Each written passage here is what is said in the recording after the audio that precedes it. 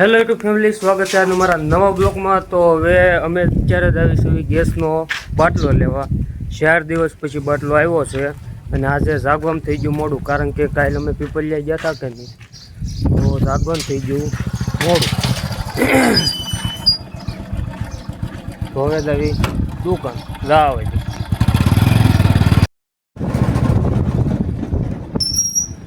હાલા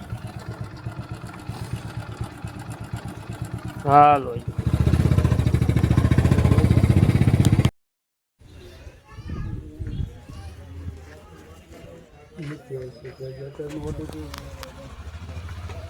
હવે હું અત્યારે આવી જો ફાડીએ, કારણ કે અમારે શારદામાને છે ને દવાખાને લઈ જવાના છે.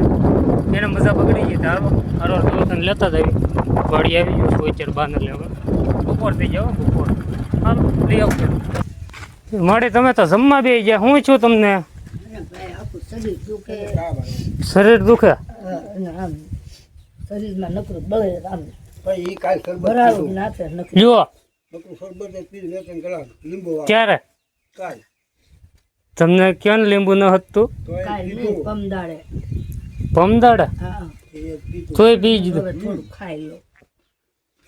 હાલો તો હો તો આપણે ભોગી જાય ને. અમારા મોટભાઈ છે નીમ બાપુ, હરીશન આપી દઈએ છે આપણે શારદામાને. કા નીમ બાપુ નાની હોઈ શકે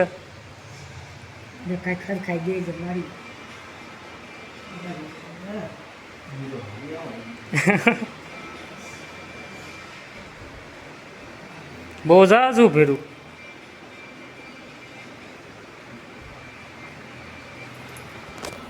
તો અમારા મોટભાઈ છે આપણે ભાદરકા સાહેબની ત્યાં દવાખાને. હાલો તો શારદામાં ઘેરે હું રહી ગઈ. કાની બાપુ એ કરાય કે નહીં? હાલો તો બપોરા કરી લીધા ને હવે જ આવીશ દુકાને. પણ અમારે આ રિંકલબેન છે કે નહીં, તો હવે એના હાટું અમારે વહેલા જવું પડે. હા તો હવે જ આવી દુકાને. હજી મારા ફાધરને જવાનું છે તળાજા બાજુ અથવા મોવા, કાંઈ નક્કી છે નહીં. જો તો અત્યારે હું દુકાને બેઠો છું. મારા પપ્પા જ્યાં છે મહુવા દુકાનનો માલ સામાન લેવા. આપણે જ્યાં કુલર છે એની જે પૂઠા એવો આવે ખડ નાખવાનું, ખડ કે પૂઠા કાંઈક લાવશે. હું લાવશે તો ખબર નહીં. તો અત્યારે હું દુકાન બેઠો ને મેં તો અત્યારે પંખો બાંધી નાખ્યો. ઇમરજન્સી વાળો હતો, પણ હવે આવશે 25 તારીખે પંખો લેવા. કંઈ નક્કી ન ક્યારે કરાવ્યું.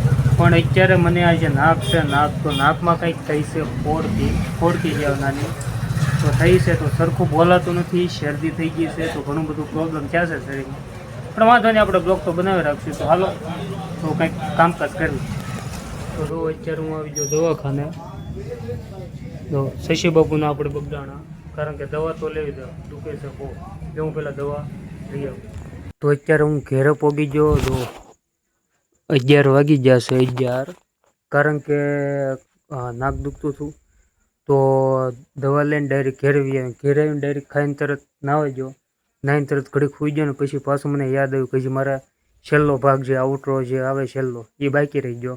તો પ્લીઝ, તો મને આશા છે કે તમને અમારો બ્લોગ ગમ્યો છે આજનો. તો વિડીયોને લાઇક અને ચેનલને સબસ્ક્રાઈબ કરવાનું ભૂલતા નહીં. મળવી નેક્સ્ટ બીજા બ્લોગમાં.